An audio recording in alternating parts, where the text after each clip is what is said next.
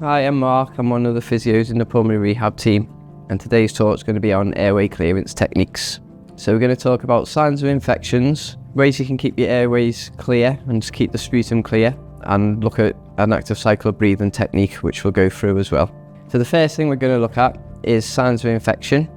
So it's important to understand what your normal is, knowing what your normal sort of secretions look like, how thick they are, the colour they are, how easy it is to clear, and the amount that's there.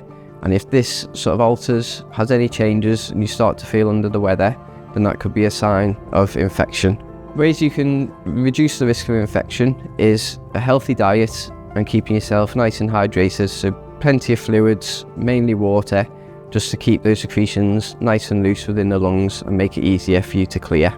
Your doctor may also prescribe medications called a mucolytic, so you may have heard of either carbamazepine or Naxos, and these work by breaking down the sputum and making it nice and loose and keeping it easy to clear.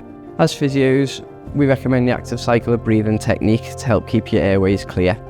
So this has 3 stages. Got breathing control, deep breathing, and then huffing at the end to clear any secretions. So the first stage is breathing control, and this just involves nice relaxed breathing, relaxed shoulders. If you can, breathing in through your nose and out through your mouth. Breathing down into your diaphragm, and nice relaxed steady breathing. Obviously at home, you can do this either sat up, lying down, you can close your eyes and just make it nice and relaxed and get ready for the next stage, which is deep breathing. So the next phase of deep breathing is getting the air into the lungs and behind any secretions that may be down there.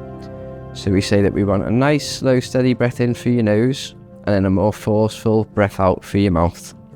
So we breathe in, like we're smelling some nice flowers or some nice baking in the oven, and then a slight hold for 2 seconds, and then a breath out like we're blowing out some candles.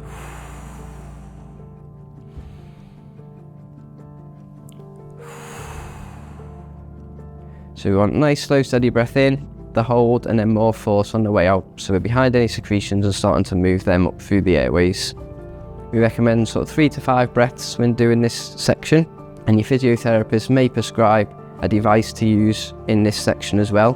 So you've got 3 devices in this stage: an aerobica, a flutter, and an a cappella, and they work by you blow into them and they give you some resistance in your airways and cause turbulent airflow, and that helps to move some stubborn secretions. The last phase is huffing. So we have 2 types of huff. We have a small long huff and a long short huff. So the small long huff is for those secretions that are a little bit lower down, and we take our breath in and we have a more forceful prolonged breath out, and it's as if we're steaming up some glasses that we're about to clean or steaming up a mirror. So a small long huff is a breath in and a breath out. Next one's the big short huff for those secretions that are higher up. So we take a breath in, same technique, and a short, sharp breath out, and that'll get anything that's up in your airways, get it out into your mouth so you can expectorate it and get rid of it. We recommend that you complete this cycle at least twice a day, first thing in the morning, last thing at night. But ideally it'll be sort of 3 to 4 times a day, and we're just trying to reduce the risk of infection, keeping the sputum moving around in your chest and reducing the risk of any infections. Thanks for listening. I hope you found it useful, and if you've got any questions, feel free to ask a member of the team.